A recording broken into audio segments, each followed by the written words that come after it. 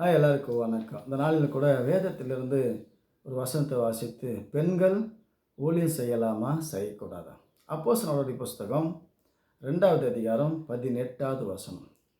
என்னுடைய ஊழியக்காரன் மேலும் என்னுடைய ஊழியக்காரி மேலும் அந்நாளிலே என் ஆவி ஊற்றுவேன். அப்பொழுது அவர்கள் தீர்க்க தரிசனம் சொல்வார்கள். என் ஊழியக்காரன், என் ஊழியக்காரி.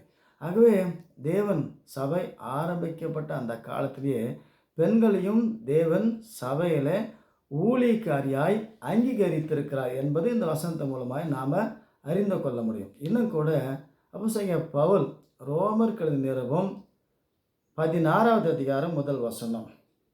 கெங்கேரியா சபை ஊழியக்காரியாகிய நம்முடைய சகோதரி பெப்பையாளை நீங்கள் கர்த்தருக்குள் பரிசுத்தவான்களுக்கு ஏற்றபடி ஏற்றுக்கொண்டு எந்த காரியத்திலும் உங்கள் உதவி அவளுக்கு தேவையாக இருக்கிறதோ அதிலே நீங்கள் அவளுக்கு உதவி செய்ய வேண்டும் என்று அவளை உங்களிடத்தில் ஒப்புவிக்கிறேன். அவள் அநேகருக்கும் எனக்கும் கூட ஆதரவாக இருந்தாளே.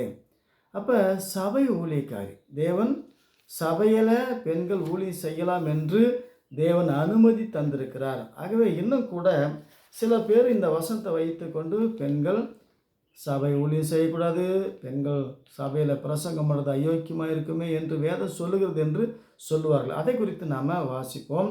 1 கொரிந்தியர் 14வது அதிகாரம் 34-35 வாசிப்போம்.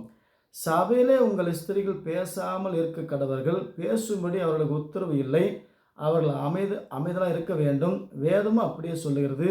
அவர்கள் ஒரு காரியத்தை கற்றுக்கொள்ள விரும்பினால் வீட்டிலே தங்கள் புருஷனிடத்தில் விசாரிக்க கடவர். ஸ்திரீகள் சபையில் பேசுகிறது அயோக்கியமாக இருக்குமே. இதுதான் வச்சுக்கிட்டு அநேகர் சில பெண்கள் சபையில் பேசுகிறது அயோக்கியமாக இருக்குமே, அவங்க சபையில் பிரசங்கம் பண்ணக்கூடாது என்று சொல்வார்கள். ஆகவே இங்கு பிரசங்கம் பண்ணக்கூடாது என்று சொல்லவில்லை, அவர்கள் ஒரு காரியத்தை கற்றுக்கொள்ள. அப்போ பிரசங்கம் பண்ணக்கூடாதுன்னா எதுக்கு கற்றுக்கணும்?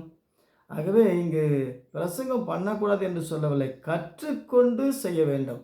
அப்படி கற்றுக்கொண்டு செய்யாவிட்டால் அது அயோக்கியமாக இருக்குமே என்று பவுல் ஆலோசனை சொல்கிறார். இன்னும் கூட 1 தீமோத்தேயு 2வது அதிகாரம் 13-14 வாசிப்போம். ஸ்திரியானவள் எல்லாவற்றிலும் அடக்கமுள்ள இருந்து அமைதலோடு கற்றுக்கொள்ள கடவள். உபதேசம் பண்ணவும் புருஷன் மேல் அதிகாரம் செலுத்தவும் ஸ்திரியானவளுக்கு நான் உத்தரவு கொடுக்கறதில்லை, அவள் அமைதலாக இருக்க வேண்டும். இங்கு அமைதலாக இருக்க வேண்டும், அதே நேரத்தில் கற்றுக்கொள்ள வேண்டும். ஊழியக்காரி அழைப்பு பெற்றவர்கள் தீர்க்க தரிசனம் சொல்லலாம். தீர்க்க தரிசனம் எங்கே சொல்லுவாங்க?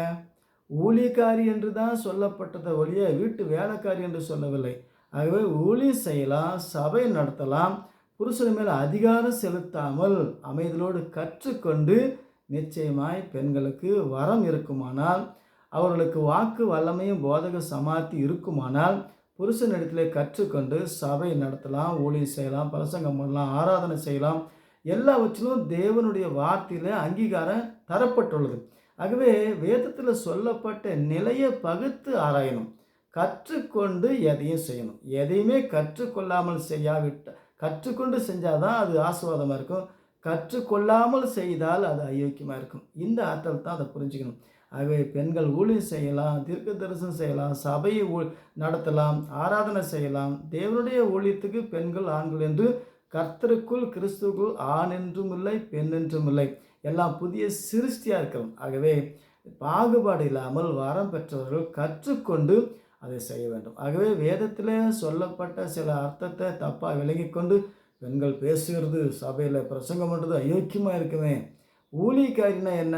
வீட்டு வேலைக்காரினா சொல்லிக்குது, ஊழியக்காரி தான். எல்லாவற்றையும் முறையாக நேர்த்தியாக கற்றுக்கொண்டு செய்ய வேண்டும். ஆகவே வரம் பெற்றவர்கள் கற்றுக்கொள்ள விரும்பினால், ஊழியம் செய்ய விரும்பினால் அதை கற்றுக்கொண்டு நேர்த்தியாக செய்ய கர்த்தர் உங்களை ஆசீர்வதிப்பார். மீண்டும் சந்திப்போம். வணக்கம்.